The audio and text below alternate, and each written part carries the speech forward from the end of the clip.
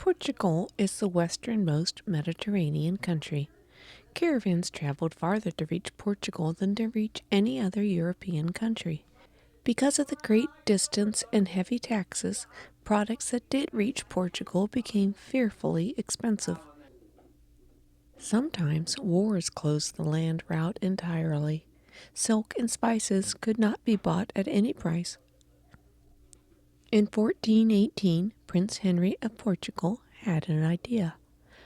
Perhaps the Orient could be reached by sea. He proposed to sail around Africa and to India. No one knew the size of Africa. Going round it might be impossible, but if it were achieved, the rewards would be worth the effort.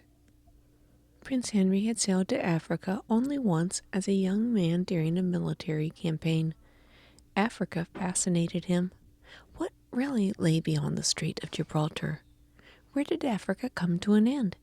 Was it possible to reach India and China by sea?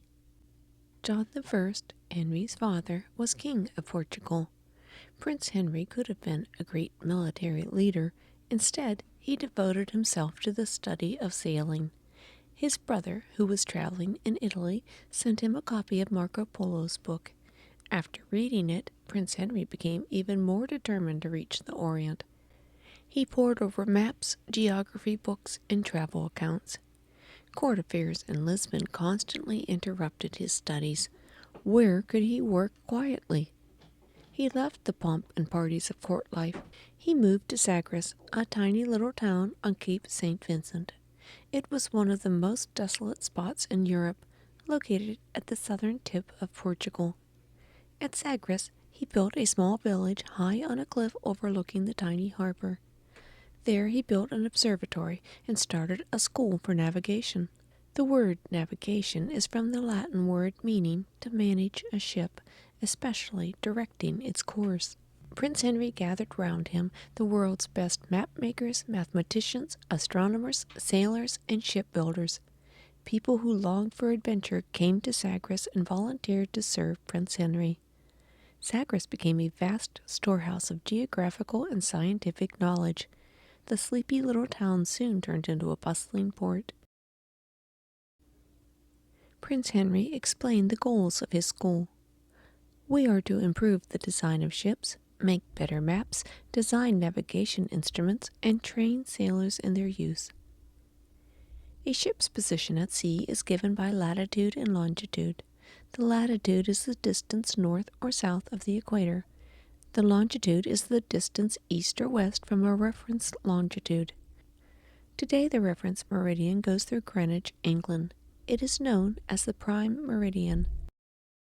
Positions north or south of the equator are measured by parallels of latitude. The equator is 0 degrees latitude. The North Pole is 90 degrees north. The South Pole is 90 degrees south. Sailors of Henry's day used a cross staff to measure latitude. A cross staff is made of two pieces of wood set at right angles to each other. The short piece slides along the longer piece. The navigator puts his eye to the longer stick. He slides the shorter one until the North Star is at its top and the horizon at its bottom.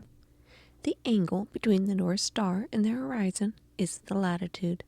If the angle is 18 degrees, then the ship is 18 degrees north of the equator. That's about 1,250 miles. The sun can be used instead of the North Star, but it's more difficult.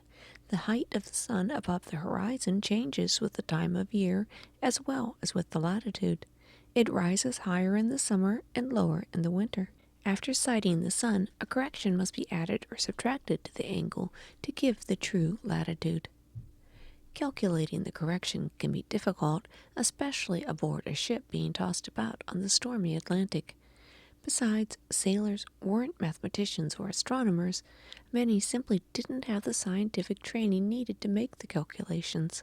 Prince Henry came up with a solution.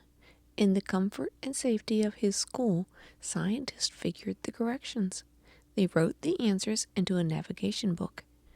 The book contained corrections to the sun's position for every day of the year. Each ship carried a copy of the book.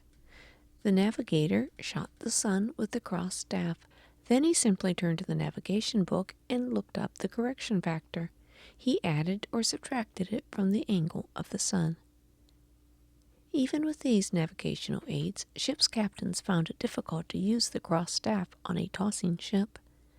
Also, shooting the sun had to be done precisely at noon, when the sun was at its highest. Most captains made landfall every so often so they could stand on solid land to make their sightings. An error of 1 degree is 69 miles. Under ideal conditions, a navigator could figure the latitude to within 12 miles, about 1/6 of a degree. Longitude, the distance east or west, cannot be figured without an accurate clock. Accurate timepieces didn't come into existence until the 1700s.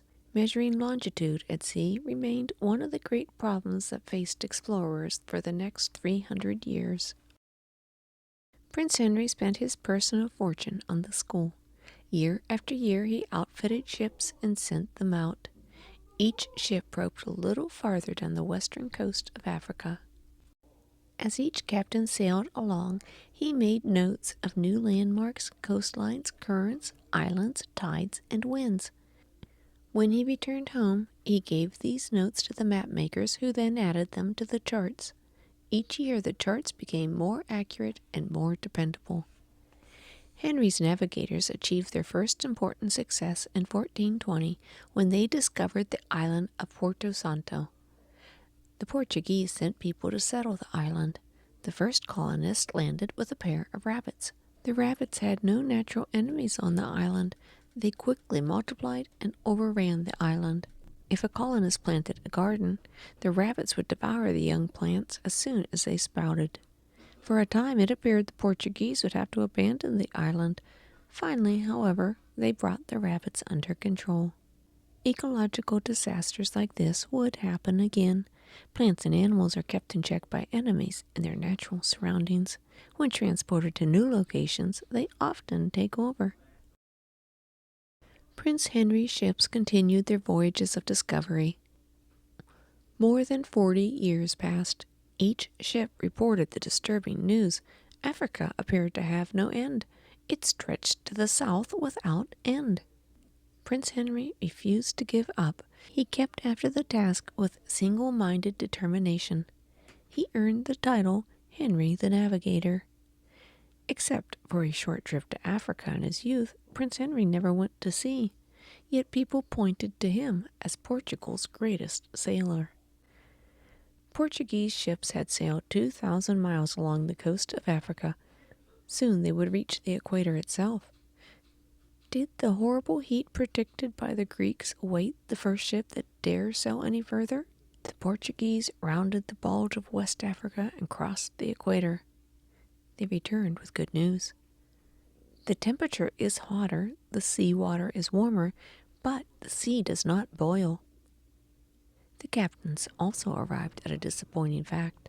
Africa still continued to the south with no break in sight. Prince Henry died in 1460. Other sailors took up his quest. In 1488, Bartholomew Dias, Portugal's most experienced sailor, sailed around the southern tip of Africa. In just one trip, Dias' ships explored more than 1,000 miles of new coast. The tip of Africa was named the Cape of Good Hope. The Cape of Good Hope is at about 35 degrees latitude, a little over 1/3 of the way from the equator to the South Pole. The southern tip of Portugal is at 37 degrees north latitude, a little over 1/3 of the way from the equator to the North Pole. The southern tip of Africa is about as far south of the equator as the southern tip of Portugal is north of the equator. In sailing from Portugal to the Cape of Good Hope, Bartholomew Dias traveled about 1/6 of the way around the earth. The King of Portugal ordered an expedition to go all the way to India. He put Bartholomew Dias in charge of outfitting the expedition. Dias trained the crews, built the ships, ordered the supplies, and planned the route. Putting it all together took 10 years. But for some reason, the King of Portugal did not give command of that expedition to Bartholomew Diaz. Instead, he put Vasco da Gama in charge of the 4-ship fleet. In 1497, Vasco da Gama sailed from Portugal with a fleet of 4 ships. Da Gama refused to waste his time feeling his way along the western coast of Africa. He boldly swooped across the open sea, making landfall just short of the Cape of Good Hope. He rounded the Cape and sailed on to India. The round trip took more than 2 years. One storm damaged the fleet so badly, the supply ship had to be broken apart to repair the others. The men suffered from scurvy, a dreadful disease. Others died from poisoned arrows during skirmishes with unfriendly natives. Almost 40 years after Prince Henry's death, Vasco da Gama finally completed the prince's original goal. The ships Prince Henry sent to explore the coast of Africa began the Great Age of Discovery, which continued for 200 years.